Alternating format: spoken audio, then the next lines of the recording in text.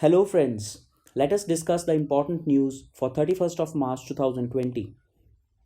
So this is the day 6 of the 21-day lockdown announced by the Prime Minister of India, and government has zeroed in on 10 hotspots where most number of cases of COVID-19 have been detected. So these 10 identified hotspots are Dilshad Garden and Nizamuddin in Delhi, Noida, Meerut, Bhilwara in Rajasthan, Ahmedabad in Gujarat, Kasaragod and Pathanamthitta in Kerala, Mumbai and Pune in Maharashtra. So these are the 10 hotspots where unusual transmission has been detected of these cases. Also,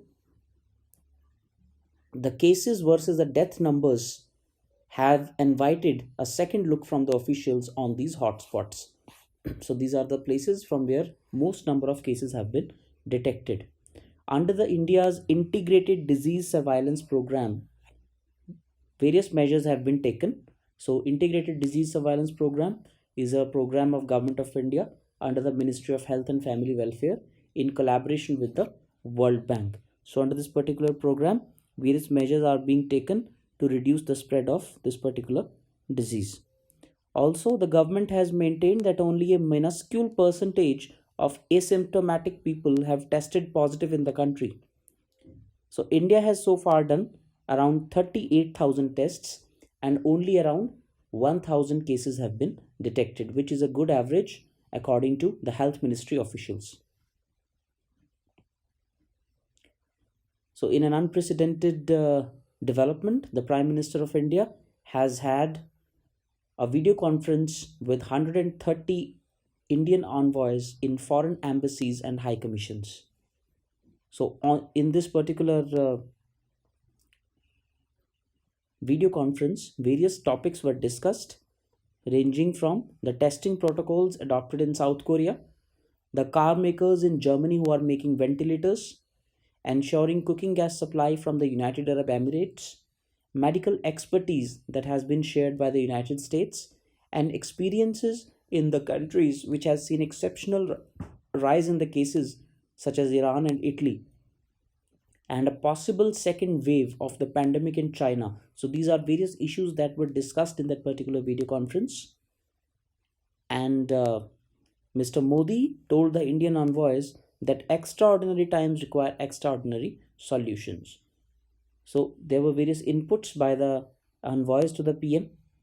So the envoys told the PM that while the epidemic is slowing down in China, there is a fear that there could be a second wave of the pandemic. In the US as well, there are about 1,20,000 cases and 2,000 deaths have been reported. The US has been quite supportive and has extended the visas of Indian students and H1B visa holders. Those Indians who could not be evacuated from Iran are being taken care of. Also, there are about 500 Indian students in Iran, and India is providing assistance to them. In Germany also, where there have been more than 60,000 cases, mortality has been quite low, and the Indian side is keen to learn about their success.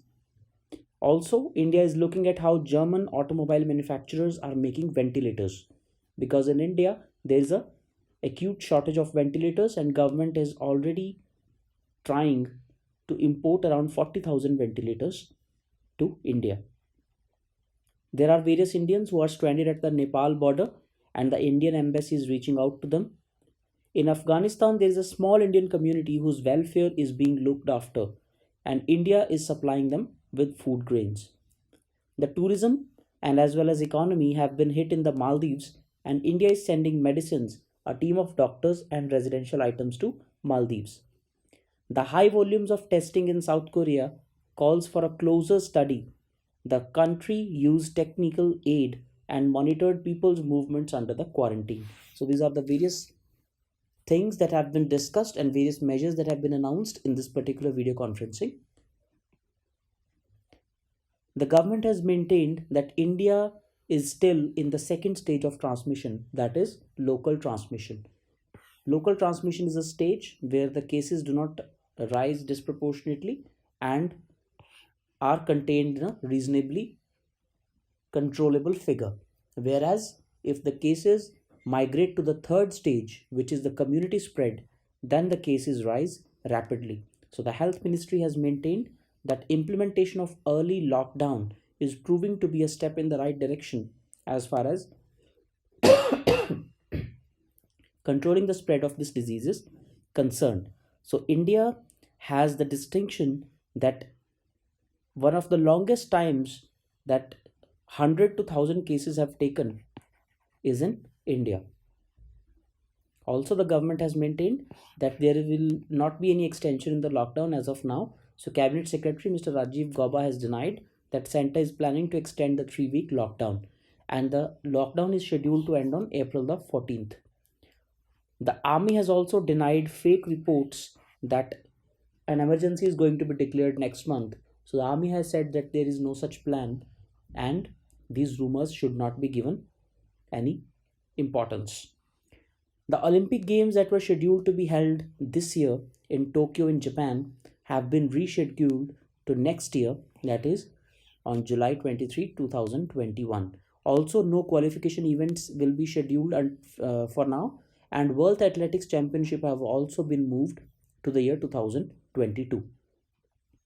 In the past, Olympics have been cancelled only thrice, once in the year 1916 due to the First World War, then in the year 1940 and 1944 due to the Second World War. So the reason has always been world wars. So First World War and Second World Wars have been the reason for cancellation of Olympics.